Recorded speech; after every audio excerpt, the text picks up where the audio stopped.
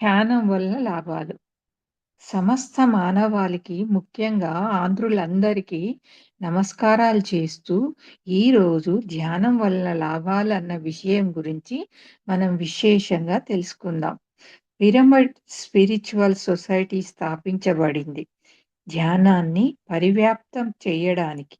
అన్ని దిక్కుల ధ్యానాన్ని అందరికీ పరిబోధించడానికి. ధ్యాన శాస్త్రాన్ని అందరికీ సువిదితం చేయడానికి. ధ్యాన శాస్త్రం ద్వారా ఆధ్యాత్మిక శాస్త్రాన్ని అందరికీ సుగ్రాహం చేయడానికి. ఎందుకు ధ్యానం? ఎందుకు ధ్యానం కావాలి? ధ్యానం చేయకపోతే నష్టం ఏమిటి? ధ్యానం చేస్తే లాభాలేమిటి? ఊరికే కూర్చుంటే సమయం వృధా కదా!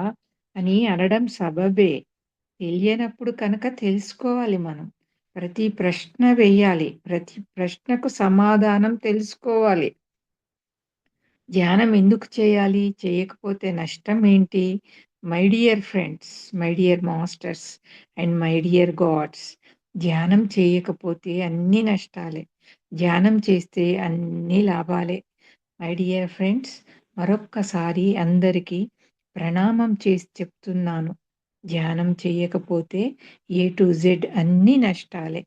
ధ్యానం చేస్తే ఏ టు జెడ్ అన్నీ లాభాలే. ఇంకా గట్టిగా చెప్పాలంటే మరొక్కసారి ప్రణామం చేసి చెప్తున్నాను. చూడండి అంత పెద్ద యోగి మనకు ప్రణామం చేసి చెప్తున్నాను ప్రతిసారి వాడుతున్నాడు. ధ్యానం చేయకపోతే 1,50,000 నష్టాలు. ధ్యానం చేస్తే 1,50,000, 1,50,000 లాభాలు. వాటిని గురించి మనం సవివరంగా తెలుసుకుందాం. ఇప్పుడు ఇదివరకు ఇది అయిపోయింది బుక్కు. కానీ నేను మళ్ళీ హెడ్డింగ్స్ చెప్తున్నా. హెడ్డింగ్‌ని బట్టి మనం అదంతా జ్ఞప్తికి తెచ్చుకోవాలి. ఫస్ట్ ఏమంటున్నాడు? మైండ్‌కి రెస్ట్. మన మైండ్ ఏం చేస్తది? ఏం పరి విధాల పోతది. పరి విధాలుగా ఆలోచిస్తది.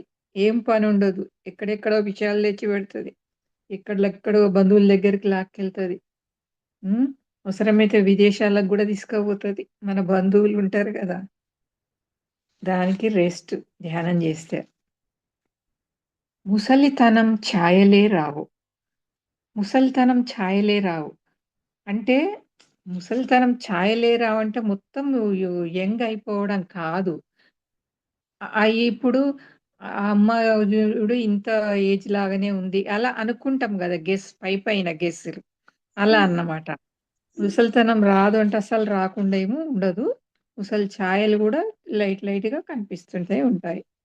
ఎంత కావాలంటే అంత ఆయుష్షు. చాలా మంది జెప్తారు ధ్యానం జేస్తే ఆయుష్ పెరుగుతుందని. మాస్టర్స్ ద్వారా విన్నా నేను గూడా. ఎంత కావాలంటే అంత ఆయుష్షు పెరుగుతుంది. ఇంకొకటి అనారోగ్యం ఉండదు. చాలామంది అనుభవస్తులతోని మనం నేర్చుకున్నాం. ఎందరెందరు ఎన్ని ధ్యానాలు జేసి క్యాన్సర్ లాంటి వ్యాధులు గూడా నయం జేసుకున్నారని చాలా వీడియోస్‌లో విని ఉంటాం అందరం. అనారోగ్యం ఉండదు. ఇంకా మనకంత పెద్దగా గాకున్న చిన్న చిన్న అనారోగ్యాలకు గూడా ఊకే డాక్టర్ దగ్గరికి వెళ్ళడం, టాబ్లెట్ ఏసుకోవడం ఇవన్నీ తప్పుతాయి గదా! అంతా. చిన్న చిన్నగా ఇలాగే అన్ని వ్యాధులను పోడగొట్టుకోవచ్చు. అనారోగ్యం ఉండదు. మళ్ళీ ఇంకొకటి సర్వరోగ నివారిణి. ఎలాంటి వ్యాధులనైనా నయం జేస్తుంది. సర్వరోగ నివారిణి అంటే క్యాన్సరు, ఎన్ని బీపీ, షుగర్‌లు ఎన్నిటినో నయం జేస్తుంది. నెక్స్ట్ మిమ్మల్ని మీరు ఒక్కరే బాగు చేసుకోగలరు. ఇది వెరీ ఇంపార్టెంట్. మనకు మనమే ధ్యానం జేసి మనకున్న చిన్న చిన్న వ్యాధులు, పెద్ద పెద్ద వ్యాధులు అన్నీ తగ్గించుకేసుకుంటాం. మిమ్మల్ని మీరు ఒక్కరే బాగు చేసుకోగలరు. మనకు మనమే హీలింగ్ జేసుకోవచ్చు. ఎలా? ధ్యానం జేసి. ఇంకా మెళకువలు తెలిస్తే ఆ ఎనర్జీని వ్యాధిగ్రస్తమైన భాగాలకు మనమే పంపించుకుంటాం. దానివల్ల గూడా అనారోగ్యం తొలగిపోతుంది. నెక్స్ట్ పాపాలు, రోగాలు. అంటే పాపాలన్నీ తొలగిపోతాయి. మనము ఎన్నో జన్మలెత్తి ఉంటాం. ఇదొక్క జన్మ గాదు. ఎన్నో జన్మలు. చాలామంది మాస్టర్స్ చెప్పారు. 84,00,000 తర్వాత మానవ జీవితం వస్తుందంట. ఇట్లాంటి మానవ జన్మని ఎన్నో జన్మలు ఎత్తి, ఎత్తి ఉంటామనమాట. అన్ని జన్మల్లోని పాపాలు అవన్నీ తొలగిపోతాయి. రోగాలు, రోగాలు తొలగిపోతాయి. పూర్వజన్మ కృతం పాపం వ్యాధి రూపేణ పీడ్యతే. పూర్వజన్మల పాపాలన్నీ వ్యాధి రూపేణ పీడిస్తూ ఉంటాయి. మళ్ళీ రోగాలన్నీ తొలగిపోతాయి ధ్యాన సాధన బట్టి. నెక్స్ట్ హింసా మార్గం నీచం. హింసా మార్గం. ఇంకా మనకు తెలియనప్పుడు మనము ఈ కోడి, మేకలను గూడా తిన్నాం. చేపలను గూడా తిన్నాం. అది హింస. ఒక ప్రాణిని చంపే హక్కు మనకు లేదు అని తెలియక తిన్నాం. సరే గతం గతః అయిపోయింది. ఇప్పుడైనా మానేసుకున్నామా లేదా? ఈ విధంగా మనం ప్రచారం గూడా చేయొచ్చు. హింసా మార్గం నీచం. ఈ విధంగా గాకుండా మాటల ద్వారైనా గానీ మనుషులను చంపడమేనా ఇది గూడా అన్ని హింస కిందనే వస్తాయి. ఏ హింస గూడా పనికిరాదు. నీచం అది. నెక్స్ట్ మాంసాహారం నికృష్టమైనది. ఇదే ఇప్పుడు చెప్పుకున్నాం గదా! ఇదే మాంసాహారం తినగూడదు. ఇంకొకటి నెక్స్ట్ హింసా చోడియే హంస పకడియే. హంస అంటే శ్వాస. హింసను ఇక వదిలిపెట్టేద్దాం. మరి హంసను పట్టుకుందాం. అంటే శ్వాసను పట్టుకొని ధ్యాన సాధనకు కూర్చుందాం. నెక్స్ట్ హంసను పట్టుకుంటే హింస పారిపోతుంది. హంస శ్వాస మీద ధ్యాస పెట్టి ధ్యానం చేసుకుంటే హింస పారిపోతుంది. ఆటోమేటిక్‌గా ఇప్పుడు మనం రాలేదా శాకాహారానికి? ఆ విధంగా వచ్చేస్తది. మనమే దీనికి ఎగ్జాంపుల్. హంస అంటే శ్వాస మాస్టర్. నెక్స్ట్ చెడు అలవాట్లన్నీ పోతాయి. చెడు అలవాట్లేమన్నా ఏమన్నా ఉంటే కొందరు జెంట్స్ అయితే మద్యము, పేకాట, జూదం ఇవి లాంటియి ఉంటాయి. లేడీస్‌కి ఏమన్నా అలవాట్లున్నా ఈ చెడు అలవాట్లన్నీ క్రమంగా కరిగిపోతుంటాయి. నేనేనా ఇలా మారింది అని అనుకున్న వాళ్ళు గూడా ఉన్నారు. నెక్స్ట్ విద్యార్థులకు ఏకాగ్రత పెరుగుతుంది. Very important. విద్యార్థులు వీళ్ళు మాత్రము ధ్యాన సాధనను పట్టుకుంటే తప్పకుండా వాళ్ళకి తెలుస్తది. ఎందరో కోటానుకోట్ల విద్యార్థులు ధ్యానాన్ని పట్టుకొని ఎంతో అభివృద్ధి చెంది ఉన్నారు. కాబట్టి విద్యార్థులకు ఏకాగ్రత కుదురుతుంది. నెక్స్ట్ జ్ఞాపక శక్తి పెరుగుతుంది. మనకు ఒక్కొక్కసారి అన్ని విద్యార్థులకు గూడా ఇది వెరీ ఇంపార్టెంట్. మనం మనం గూడా గృహిణులం గూడా అక్కడ పెట్టి, ఇక్కడ పెట్టి మర్చిపోతాం. ఏదన్నా విషయం జెప్తే అసలు మళ్ళీ అంటే ధ్యానంలోకి రాకముందు. ఈ జ్ఞాపక శక్తి అనేది బాగా పెరుగుతుంది. విద్యార్థులకు గూడా మంచిగా చదువుకునేయన్నీ వాళ్ళ ఎగ్జామ్‌లో యాజ్ ఇట్ ఈజ్‌గా రాయొచ్చు. మర్చిపోయినా, ఇది బోడగొట్టుకున్నా అన్న బాధ గూడా వాళ్ళకి ఉండదు. ప్రతి విద్యార్థికి అంతే. నెక్స్ట్ ఇంటర్వ్యూల్లో బాగా చేస్తాం. ఇంటర్వ్యూస్ ఉంటాయనుకో, భయం ఉండదు ధ్యాన సాధన జేసిన వారికి. ధైర్యంగా ఇంటర్వ్యూని ఎదుర్కొని బయటపడి ఉద్యోగాలు సంపాదించిన వాళ్ళు ఉన్నారు. నెక్స్ట్ ధ్యానం వల్ల మనశ్శాంతి. ఇది ఖచ్చితంగా తెలుస్తుంది మనకి. ధ్యానంతోని మనం ఎంత మనశ్శాంతిని ఇదివరకున్న కాస్తంత దానికే కోపం, విసుగు, సహనం కోల్పోవడం ఇవన్నీ నాకైతే వచ్చేసినాయి. నాకైతే హ్మ్. ఎంత మనం శాంతిగా ఉంటదంటే, చాలా టైం మనశ్శాంతిగానే ఉంటది. ఎప్పుడో ఒకప్పుడు తప్పితే ఎప్పటికీ మనశ్శాంతే ఉంటది. నెక్స్ట్ అర్జునుడు, కృష్ణుడు. ఇది అందరికి తెలుసు గదా! అర్జునుడు నేను వెళ్ళిపోతా భిక్షాటనన్నా జేసుకుంటాదంటే, "ఏం లేదు నువ్వు ధర్మము నీవు జెయ్యవయ్యా అర్జున నువ్వు జ్ఞానివి కా, యోగి కా" అని చెప్తుంటాడు. ఇది మనకు తెలుసు. యోగికి మనశ్శాంతి పోదు. అర్జునుడికి పోయింది గదా! అలా అన్నట్టు. నెక్స్ట్ మనశ్శాంతి అందరికీ కావాలి. చిన్నలకు గావాలి, పెద్దలకు గావాలి. మధ్య వయస్కు అందరికి మనశ్శాంతి అనేది కావాలి. మనస్సు శాంతిగా ఉంటేనే శాంతిగా ఉంటేనే మనం అన్ని పనులు సులువుగా చేసుకోగలుగుతాం. కాబట్టి మనశ్శాంతి అందరికీ కావాలి. నెక్స్ట్ వ్యాపారం పర్ఫెక్ట్‌గా ఉంటుంది. చాలామంది వ్యాపారస్తులు పెద్ద పెద్ద బిజినెస్ మ్యాన్స్ రాత్రిపూట కూర్చొని గంటలు గంటల సాధన జేసుకుంటారు వాళ్ళు. వాళ్ళకలా జేసుకుంటే వాళ్ళ వ్యాపారాలు వాళ్ళు వాళ్ళు గూడా వాళ్ళు గూడా బాగైతారు. వ్యాపారాలు గూడా పర్ఫెక్ట్‌గా జరుగుతాయి. అందులో ఏదొచ్చినా గాని ఎదుర్కోగలరు. నష్టమొచ్చినా, లాభమొచ్చినా అన్నిట్లో వాళ్ళు ఒకేలాగా ఉండగలుగుతారు. నెక్స్ట్ భవిష్యత్తు సమాచారం అందుతుంది. భవిష్యత్తు సమాచారం అందుతుంది. మనకు హ్మ్. ముందు, ముందు జరిగే హింట్స్ గూడా వస్తుంటాయి. అది దానికి సారు ఇక్కడొకటిచ్చిండు అది చదువుతాను. ఒక రైతు ఉన్నాడు. నేనీసారి పంట వేసుకోవాలి. చెరుకు వేసుకోవాలా? వరి వేసుకోవాలా? లేకపోతే జొన్న వేసుకోనా? లేకపోతే వేరుశనగ పండించనా? పత్తి వేయనా? అని ధ్యానం చేస్తే ఏది వేస్తే కరెక్ట్ వర్షాలు ఎలా రాబోతున్నాయి? మార్కెట్ ధర ఎలా ఉంటుంది? ఆ రెండింటికి తగినదే ఈ యొక్క పంట అని చెప్పేసి చక్కగా తెలుస్తుంది ఇక్కడ. జొన్న అని ధ్యానంలో వస్తుంది. జొన్న వేయాలి. పత్తి అని ధ్యానంలో వస్తుంది. పత్తి వేయాలి. ధ్యానంలో కూర్చుంటేనే అది వినబడేది. ధ్యానంలో కూర్చోవాలి. ఊరికే ఏం రాదు. ధ్యానంలోనే వస్తదది. అయితే ఇట్లా కొంతమంది ఈ హ్మ్, పంట పండించే వాళ్ళు గూడా సక్సెస్ అయినారనమాట. భవిష్యత్తు సమాచారం అందుతుంది. దాంట్లో ఈ కథ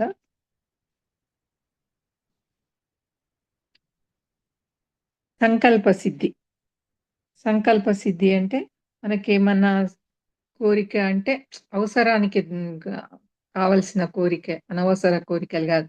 అవి వచ్చినప్పుడు అవి సంకల్ప ధ్యానంలో కూర్చొని మన సబ్‌కాన్షియస్ మైండ్‌కు చెప్పుకోవడము, లేకపోతే మన ఆత్మకి సోల్ ఉంటది గదా! ఇవన్నీ ఒకటే. దేనికన్నా చెప్పుకోవడం, మళ్ళీ ధ్యానం జేయడము. మళ్ళీ అది కొన్ని అంటే వెంటనే రావచ్చు. వారం రోజులకే గావచ్చు, 3 నెలలకే గావచ్చు. మనకు సహనం ఉండాలె. అలా మనం సంకల్ప సిద్ధి గూడా నెరవేర్చుకోవచ్చు.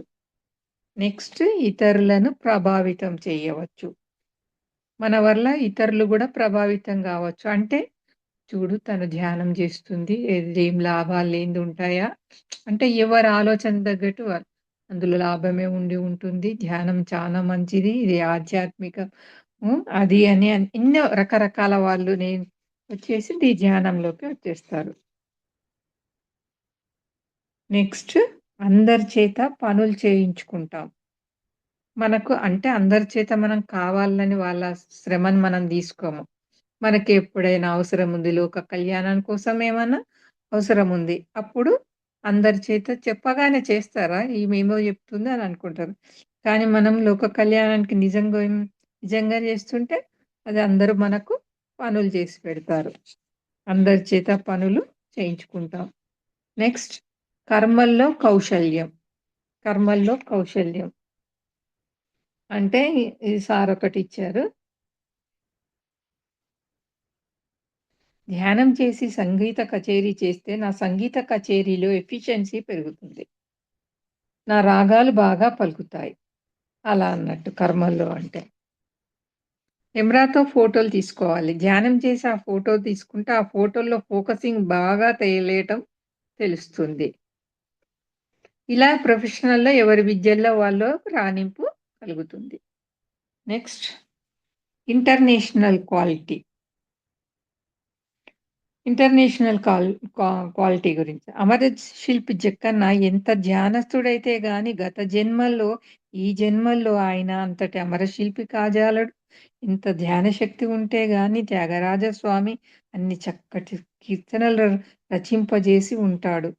ఇలవి ఈ విధంగా ఇంటర్నేషనల్‌కి పాకినియి ఇవన్నీ. నెక్స్ట్ పాకం బాగా కుదురుతుంది. ఇది మనకందరికి తెలిసేది ఆడవాళ్ళందరికీ. ధ్యానం చేసి వంట చేస్తే చక్కగా కుదురుతుంది. మనకు తెలుసు. ధ్యానం జేసి వంట చేస్తే చక్కగా కుదురుతుంది. నేను గూడా గమనించిన. అది ఆ వంట త్వరగా గూడా అయితుంది. మళ్ళది రుచిగా గూడా ఉంటుంది.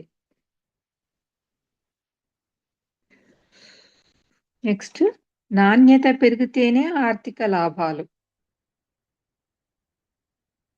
వివేకానందుడు అంతా తిరిగాడు. ఆ తిరగటమే కౌశల్యం. ఎంత మాట్లాడాడు? ఆ మాట్లాడడంలో కౌశల్యం ఎంతో వ్రాశాడు. ఆ వ్రాయడంలో ఎంతో కౌశల్యం. ఎంతనో ఎంతగానో ఆర్గనైజ్ చేశాడు.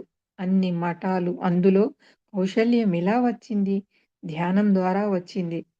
వివేకానంద గూడా చాలా చాలా ధ్యానం చేసి ఉన్న యోగి. నెక్స్ట్ భావోద్వేగాల మీద నియంత్రణ. కొందరికి తెగనొచ్చేస్తది. అది దాని మీద నియంత్రణొస్తది. మనం పట్టు తప్పమనమాట. ఆ భావోద్రేకం పోతుంది. వెరీ ఇంపార్టెంట్ ఇది. నెక్స్ట్ ఏ పరిస్థితుల్లోనూ కృంగిపోడు. ఏ పరిస్థితుల్లోనూ కృంగిపోడంటే, ఇప్పుడు మనము రకరకాల పనులు జేసుకుంటున్నాం. ఒకటి సక్సెస్ అయితది. ఒకటి సక్సెస్ కాదు. ఒకటి మంచిగయితది. ఒకటి మంచిగా కాదు. ఏ పరిస్థితులను గూడా తట్టుకునే శక్తి వస్తది. కృంగిపోము. నాకిలా జరిగిందే, ధ్యానంలో రాకముందు ఇలా అయిందే, అలా అయిందే, ఇగ దాన్ని పట్టుకొని మళ్ళీ ఒక వారం రోజులు ఆలోచించడమో, పండుకోవడమో, సిక్ అవ్వడం ఇవన్నీ ఏముండవు. కృంగిపోము. అంటే ఇ ఇ ఇదేదో లెసన్ నేర్పడానికొచ్చింది. మన మంచికే వచ్చింది. దాని వెనక ఏం గిఫ్ట్ ఉందో, ఇలా ఇప్పుడు అనుకుంటున్నాం.